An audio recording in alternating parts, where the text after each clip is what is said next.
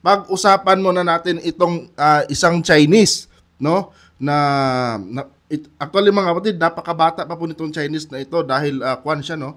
21 years old lang. Pero magugulat kayo dito mga kababayan dahil itong Chinese na ito ay nag-attempt mga kapatid na makakuha ng Philippine passport dahil siya po ay nagkunwari mga kababayan, no, na isang half Filipino daw, no, ayon dito sa balitang ito mga kapatid.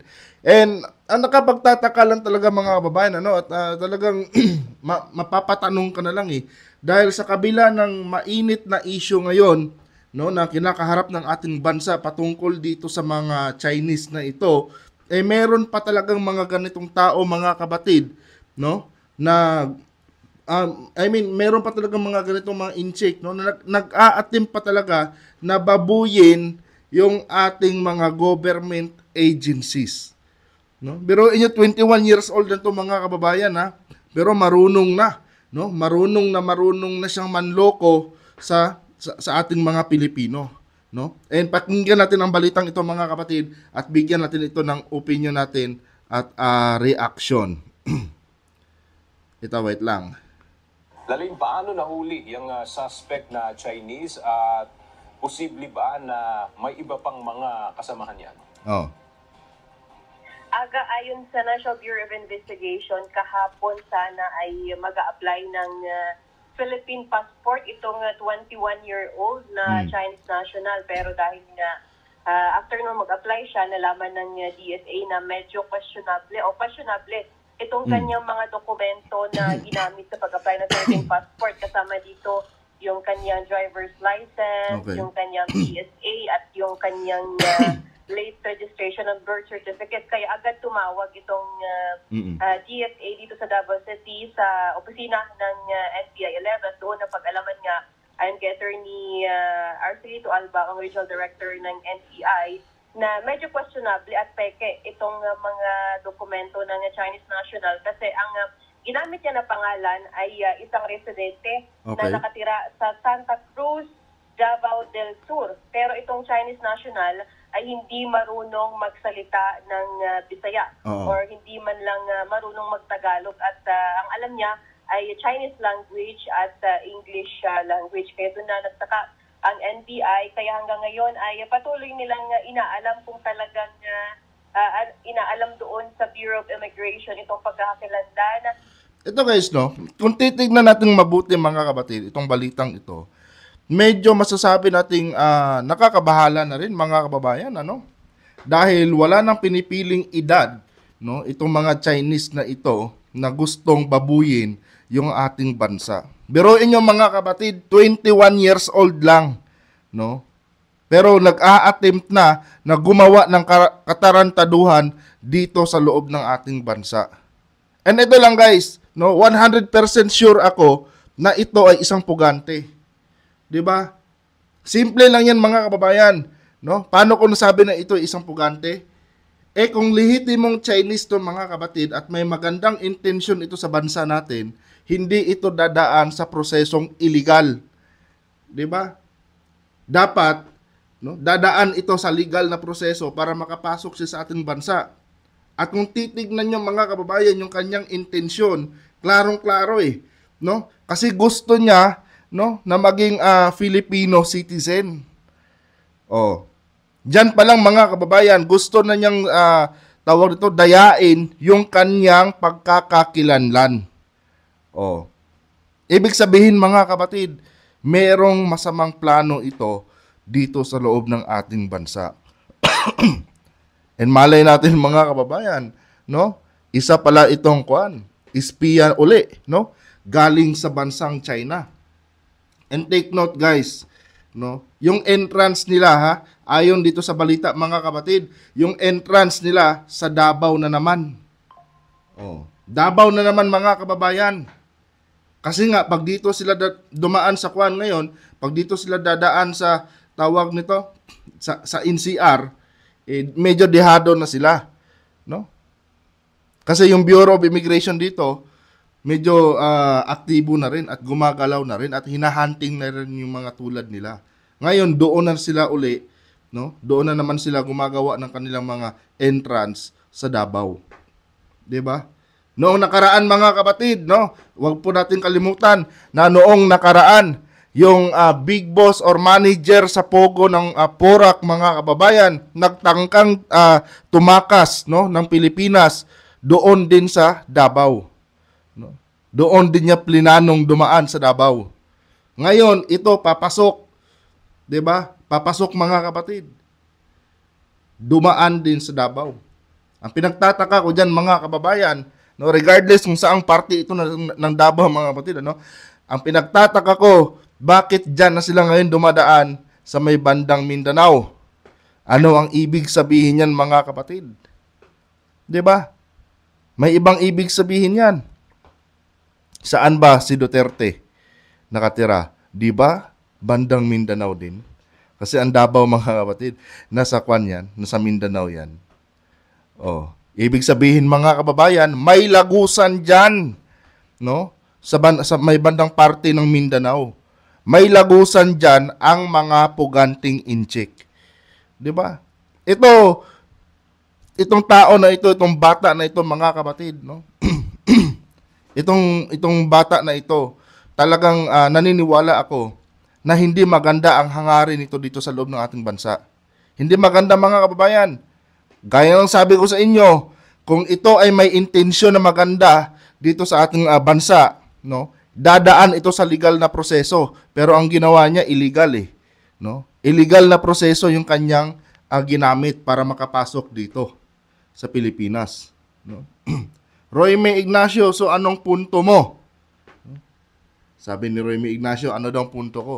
Ibig sabihin, merong daanan at dahil merong nagfa-facilitate itong mga inchik na ito dyan sa may bandang Mindanao. No? Simple lang yun mga kababayan. Ganon lang kasimple yun. Kasi dito ngayon sa Luzon, medyo mainit na sila. Kasi nga mga kapatid, pinagre-raid na sila ngayon dyan. No? Dito ngayon sa Pilipinas, ang pinaka-safe, no, na nakikita ko, kumbaga nagiging comfort zone nitong mga inchik na ito, dyan talaga sa bandang Mindanao. Dahil nandyan ang pro-China natin na presidente. Oh, hindi ba nakapagtataka yan mga kababayan? Di ba? Di ba nakapagtataka yung ganon? Sabi ni Raimundo, Rabinitas, no? Gawin na kasing dead or alive yan para tapos na yung kaso na yan. Sige, buloy yata ang ibig sabihin niya dito. Di ba mga kapatid? Biruin nyo, 21 years old, ha?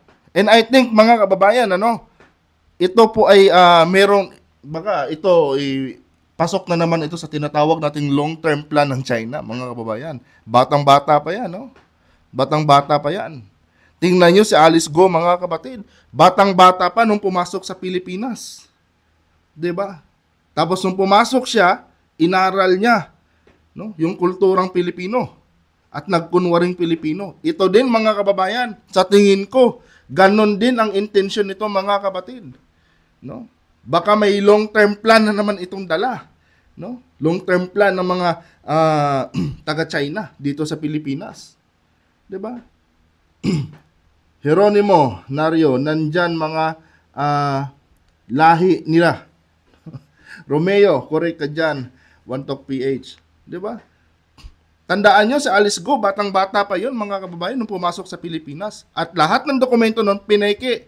At ito mga kapatid, ayon dito sa balita, lahat ng mga dokumento niya, no, napagtanto ng mga mga otoridad dyan sa Davao na peke yung kanyang mga ginagamit na mga credentials, no? Yung mga driving license niya, peke. No? Produkto na naman ito mga kababayan ng tinatawag natin Chinese Mafia. No? Yung kanyang mga credentials na ginagamit, produkto ng Chinese Mafia yan na nandito sa Pilipinas. Oh.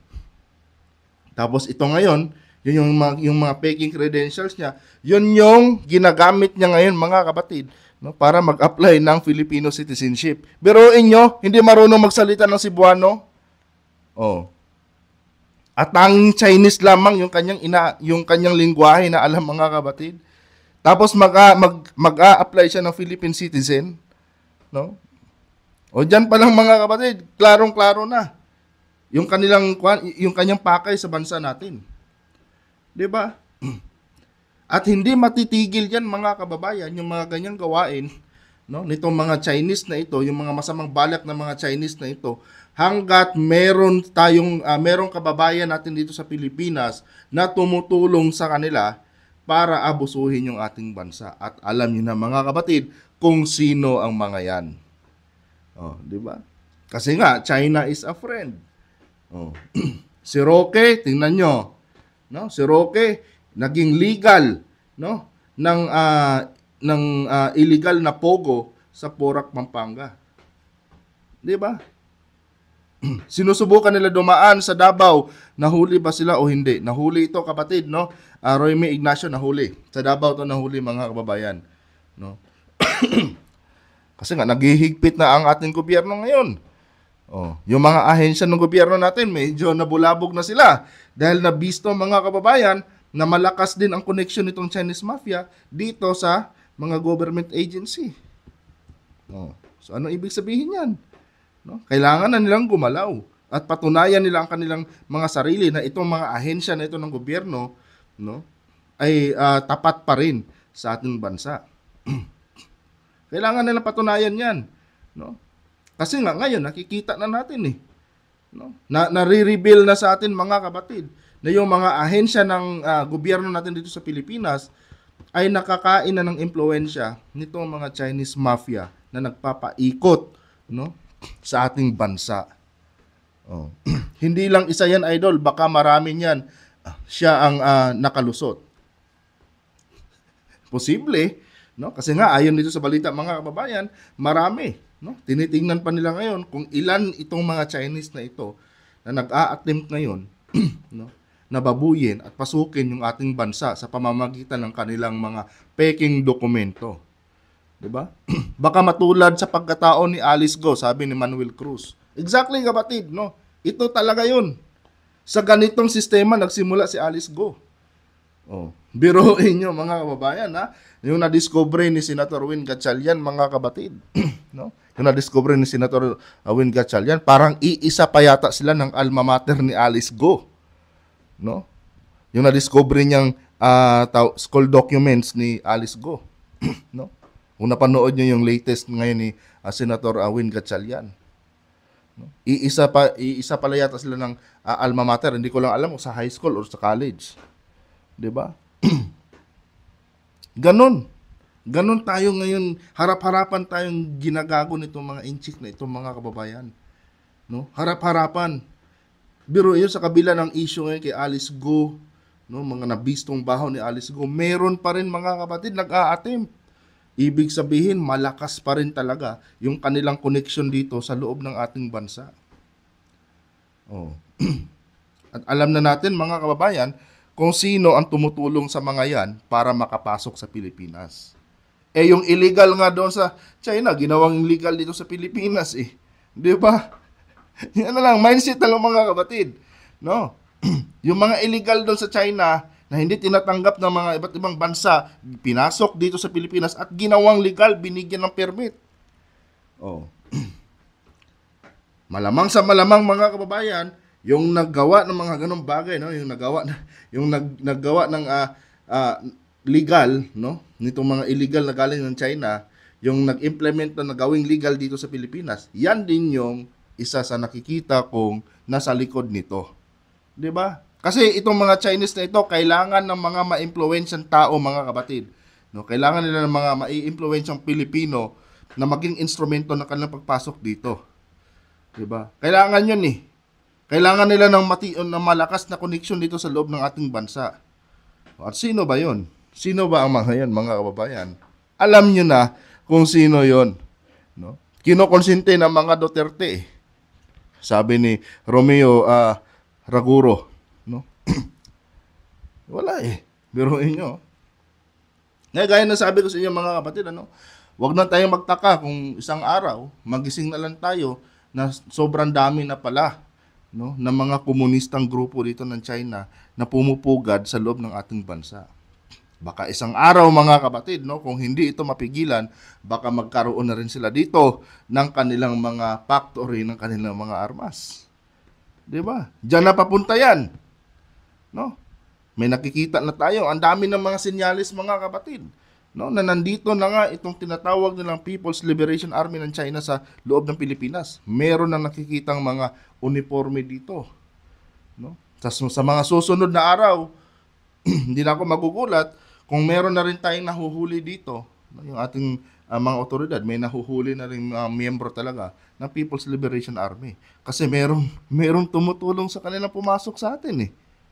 'Di ba? Meron tumutulong eh. 'Di ba? May traitor sa atin dito sa loob ng ating bansa na kung saan, no, kinukonsinti itong mga ganitong gawain nitong China. Gaya ng sabi ko sa iyo mga kababayan, ng Pilipinas, parang sinasandwich, no? Labas loob. No? Binibira tayo ng China. Sa labas, meron yung issue sa West Philippine Sea. Sa loob, merong mga malaking sindikato ng Chinese. Sinasandwich tayo, mga kapatid. Yun ang totoo dyan. Madami Chinese occupation na yan. Sabi ni Mar Adriano Domingo. Wala eh. Kinukonsinte eh. Tinutulungan eh. Alam naman natin, mga kapatid, na pag pera na ang nilagay sa ating harapan, no? Yung mga Pilipino nagiging taksil sa bayan. Kasi nga, malaking pera na ang ino-offer, hindi mo pa ba kakagatin? Oh. Felix Macaventa, sa Zambales meron na silang kampo 5K hektarya, no? 5K hectares. Ang laki nun, kababayan. Yan ba ay validated, kapatid? No? Felix Macaventa? Yan ba, kapatid? Validated yan? Kasi pwede nyong ilapit yan, mga kababayan, sa dito kay Senator Risa Hontiveros. Pero kailangan i-validate yan, no? Kung totoo yan, mga kababayan, delikado yan. 5K hectares, ang laki noon, kapatid. Yung kay Lito Lapid pa nga lang, no? Yung sinasabi ng 10 hektarya, sobrang laki na nga. Yan pa kaya, mga kababayan, 5K hectares. Ang laki niyan. Di ba? Baka mamaya dyan, mga kapatid, dito nagagawa ng kanilang mga airbase itong China. Ia-underground lang. Hindi malayo yan. Miller Albarico, di lang yan, pati mga vlogger na pro-China dapat kasuhan para magtino. Hindi lang dapat kasuhan, mga kapatid, dapat talagang ipakulong. No? Lantaran din ang pagtatanggol ng mga DD shit vloggers ngayon, no, dito sa mga Chinese na ito. Wala eh. Mga taksil sa bayan, mga kababayan. No? Tingnan nyo, no, ang realidad. 21 years old. Sa kalagitnaan pa yan na mainit na issue, no, dito kay Mayor Alice Go, mga kapatid. And yet, ngayon may nakikita tayo, may lumalabas sa balita ngayon na meron na namang nag-a-attempt, no, na sumunod sa yapak ni Alice Go. Di ba? Kaya nangyayari ang lahat ng mga yan dahil sa mga corrupt government agencies, hindi dahil sa Davao. Well, may point ka naman, kapatid na Roy May Ignacio. No, may point ka naman. Pero yung mga na yan, yung mga government agencies na yung mga kapatid, syempre may nag-i-impluwensya din dyan. No? Hindi naman ifa-facilitate dyan itong mga government agencies na ito kung walang kapwa natin Pilipino ang gumagapang dyan at nagsasabing i-facilitate nyo yan kasi merong ganito yan.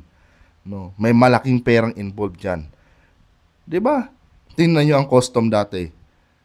Nababayaran sila.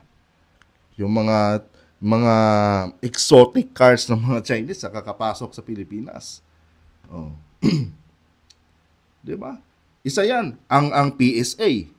Tingnan yung mga kapatid. No? Nakapagpagawa ng peking tawag nito, birth certificate si Alice Go.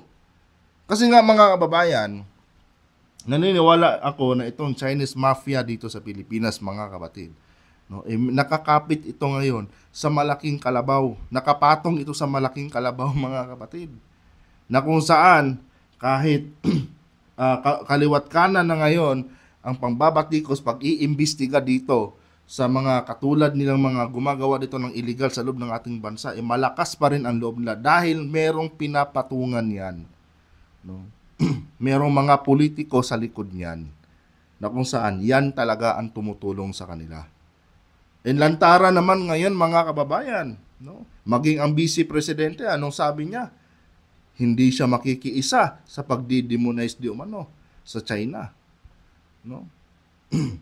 Kasi nga, China is a friend. Di ba? Sino ba ang may control ng Davao? Romeo Rigor, tama ka. Sino ba ang may control sa Davao? Buti sana kung simpleng pagkukontrol lang yan. No, kung babalikan natin mga kapatid, no, nung kapanahonan ni Digong, may tinatawag silang triad, mga kapatid. Huwag nating kalimutan yon. Sa kapanahonan ni Digong, sa kapanahonan ni Senator Trillanes, merong iniimbisigan na di umano, no, mga Pilipinong member ng triad. Chinese triad, mga kababayan. Sabi ni Brian Viras, Philippines is a land of fugitive. Tama! Tama! At lahat ng mga fugitive dito nagiging bayani, no, sa mata ng mga Pilipino. Diba? Si Kibuloy, bayani. Si Bantag, si Tebes, sino yung kalbo? Yung kalbo na taga-Pidea na maraming kaso. No? Nagiging bayani. No? Ganun na binibuild up eh. Binibuild up nila yung imahe ng mga pugante eh. Oh. Kaya ngayon, itong mga puganting inchik, pasok din dito. Di ba? Kasi alam nila kung paano tayo laruin, mga kapatid. Alam nila kung paano tayo paikutin. Kung walang kakampi or tagapagtanggol na Pilipino, taksil sa bayan yan. Hindi basa-basa makakapasok yan. Lantaran naman sila eh. No, lantaran naman sila na pinagtatanggol itong mga Chinese na ito. Wala eh.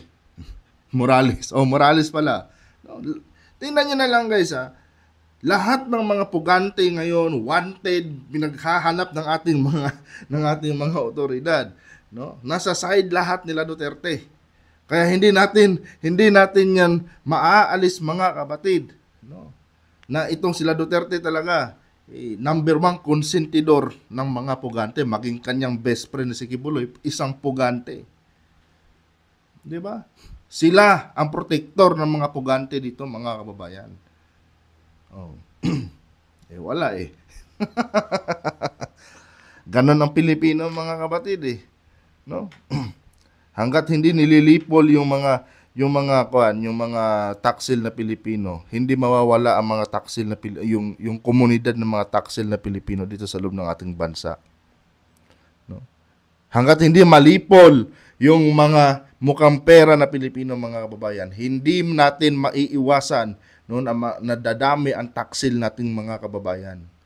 Dahil itong mga gustong abusuhin ng ating bansa, mga kapatid, alam nila kung ano ang kanilang dapat gawing puhunan dito, no, para mapasok nila ang ating bansa. At yun ay pera lang. Di ba? Pakitaan lang ng pera, wala na. Tapos na ang Pilipinas, mga kababayan. No? Biruin nyo, naglulustay ng pera yung ating mga senador, yung ating mga mambabatas, no? Sa mga investigasyon sa mga ganitong bagay. Na kung saan dapat, mga kapatid, yung Senado na yan, no? Busy dapat yan sa pagsasagawa ng mga batas. Pero ngayon, wala. No? Walang gaanong batas na de-develop. Dahil maging dyan sa Senado, mga kababayan, may mga traidor. Oh. Ito, real talk lang to, mga kapatid. May mga traidor. Oh. Tingnan nyo ha. Si Amy Marcos, mga kababayan, ano? Kapatid pa mismo ni President BBM, ate pa. Super ate kung maituring. Pero ngayon, yung kanyang mga galawan, mga kapatid, parang si Duterte na rin talaga. No? Parang si Duterte na rin. Biruin mo, nag-anunsyo siya ng kung ano-anong kabaliwan niya nung nakaraan. Patungkol doon sa di umano, mga nakatutok di umanong missile ng China dito sa Pilipinas. Di ba? Halatang nakikiisa din siya sa movement ni Digong. No? Takutin mo ba naman ang mga Pilipino ng ganun eh? Oh. Yun naman ang estratehiya nila Duterte, di ba? Takutin ang mga Pilipino, no, para makuha nila yung tiwala ng sambayan ng Pilipino. Kasi pinapaniwala nila, no, yung campaign kasi nila, pinapaniwala nila ang mga Pilipino na sila di umano yung pag-asa ng bayan. No? Kaya ang ginagawa nila ngayon, nire-reverse nila ang mga Pilipino. Ito dapat dapat yung tandaan to, no? Na itong ginagawa nila Duterte, pinagluloko lang kayo. Pinagluloko lang sila. Tinatakot sila, no, para makuha yung simpatya ng sambayan ng Pilipino. Yon ang purpose niyan. Tinatakot nila ang sambayan ng Pilipino para makuha nila ang simpatya. Dahil pinapakilala nila yung kanilang mga sarili, mga kapatid, no? Nire-represent nila yung kanilang mga sarili na di umano sila, di umano, no? Yung may lakas at may kapangyarihan, no, na iligtas ang Pilipinas. Pinapakilala kasi nila yung mga sarili nilang mga bayani, no? Yun ang ginagawa nila, nire-reverse nila ang kaisipan ng mga Pinoy. Tatakutin, no, at pinapangako na sila lang ang may kakayanang kontrahin, no, pigilan itong mga nagbabantang giyera di umano. Di ba? Ganon sila eh. Sabi ni Miller Albarico, tama ka idol at alam natin yan kung sino yan at ang mga investigasyon ngayon sa bawat ahensya ng ating gobyerno, darating din yan sa pinakaulo. Kumbaga, galamay pa lang yan. Yes. Pero tatakbo pa yan, mga kapatid. No? Tatakbo pa yan. Ng napakahaba pang mga hearing bago tayo makarating sa dulo. Simple lang naman eh. Yung ugat ng lahat ng ito, mga kababayan, no? Nandyan ngayon, nagrarally. Di ba? Nagrarally. Dinidestabilize ang gobyerno. No? Sila yung mga ugat dyan. No? At maging sila, inaamin nila, no, na hindi kalaban di umano ang China, kundi kaibigan. No? Wala eh. Bakit hindi nyo sila kasuhan? Kung totoo yan, obstruction of justice. Ngayon naman kasi kapatid, no, pag nagkaso ka ngayon, hindi basta-basta yan. Kailangan mo muna ng matibay na pruweba dyan. No? Kailangan mo muna ng matibay na ebidensya. Kailangan makot on act mo sila. Kasi yung mga yan, alam nilang gamitin yung batas. No? Alam nilang baluktutin yung batas. Oh. Si Duterte nga, di ba? Abogado. Oh. Si Vic Rodriguez, abogado. Oh. Si Trixie Angeles, abogado. Kung titignan natin mga kapatid, mga kwan sila, tawag nito, mga may alam, no, sa ating batas. At yan sila ngayon, no, ang nagkakaisa dyan para pabagsakin yung ating gobyerno. Di ba? Romeo, keep up the good work, Mandok PH. Mas marami tayo na tunay na nagmamahal sa bayan, kaya mga modern makapili. No? Lida Abila, nakarma na ang mga masasama. Duterte, Bongo Kibuloy, China. Yan, China ngayon, di ba? Sa kabila ng kanilang ginagawang pambababoy sa ating bansa, mga kapatid, tingnan nyo, lumulubog sila ngayon. Oh. Christine Adapitan, good evening Sir One Talk PH. Magandang gabi din sa iyo, Ma'am Christine. No? Ito mga kababayan, ang tanging sagot ng dito, mga kapatid, sa susunod na eleksyon talaga. No? Siguraduhin talaga natin hindi makalusot yung mga manok nila. Alam niyo dati, mga kababayan, itong si Aimee Marcos, no, hindi ako tuluyang nawalan ng tiwala diyan dati.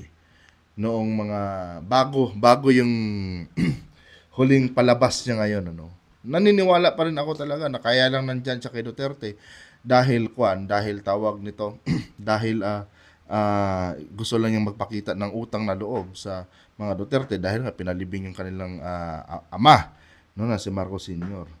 Pero after gawin ni Senator Aimee Marcos, mga kapatid, yung mga ganong pananakot niya sa mga Pilipino, nasabi ko na isa siyang taksil sa kanilang pamilya. Dahil yung ideolohiya na kinokontra ng kanyang kapatid na presidente natin, yan yung ideolohiya ngayon na kanyang sinusulong. At kaninong ideolohiya yon? Ideolohiya ni Digong. Diba? Kaya masasabi kong wala nang kwenta si Senator Aimee para sa akin, mga kababayan. No? Dati mataas yung paghanga ko diyan kay Senator Amy sa kabila ng mga paninira sa kanya ng mga loyalist ni BBM. No? Ako naniniwala ko na merong ibang agenda to si Senator Amy kung kahit nandiyan siya sa mga Duterte. Pero nung nakita ko yung style niya ngayon, no, na parang ina-adapt na rin niya ang style ni Digong. Para bang ang sinasabi ni Senator Amy ngayon na tinatapon niya kung ano mang merong impluwensya yung kanyang ama sa kanya at ina-adapt na niya itong tawag ngayon. Ina-adapt na niya ngayon yung ideolohiya ni Digong. Parang ganun yung kanyang ginagawa ngayon, mga kapatid. Jolly Caroon, good evening po. Sir Wantok PH from Pasay City. Yes. Carolina Javier, good evening po. Akala siguro ni Senator Amy Marcos, mga kapatid, magtatagumpay siya sa ganyang estilo niya. Well, malalaman natin yan. No? At baka matauhan siya pagdating ng eleksyon sa 2025. Kasi pagkakaalam ko, re-election ni siya, di ba? Baka matauhan siya pag wala nang bumoto sa kanya. No? Maraming mga malalakas ngayon ng mga kandidato, mga kapatid.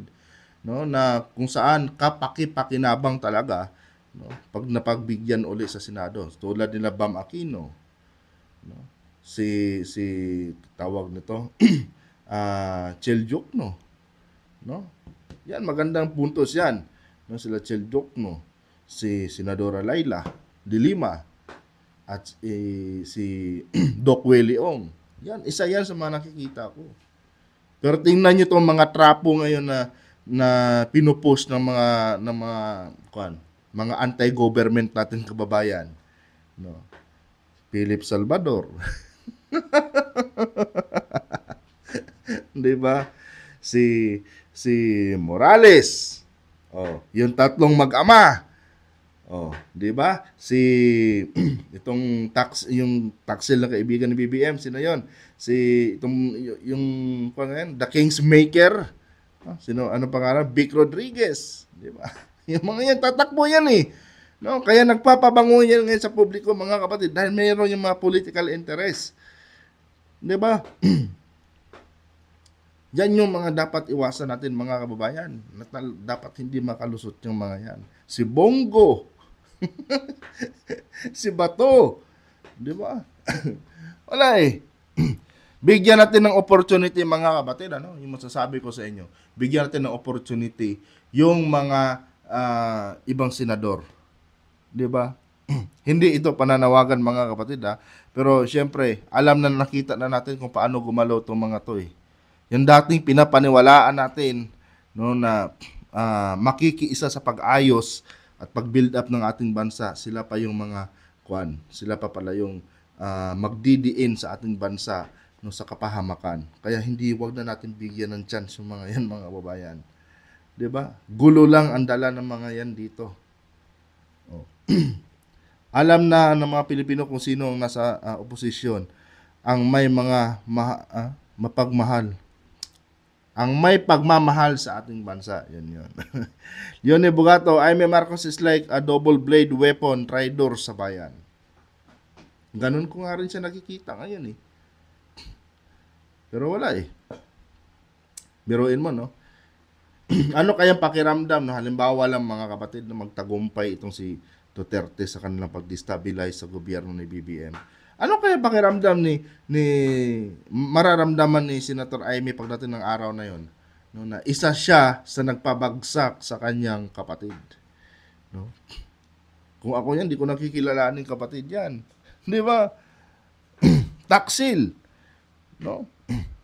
Taksil, kumbaga black sheep sa pamilya ang tawag diyan, mga kababayan, no?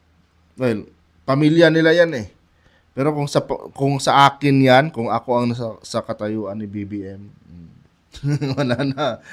No, palitan mo na ng Duterte yung apelyido mo. Hindi ka na Marcos.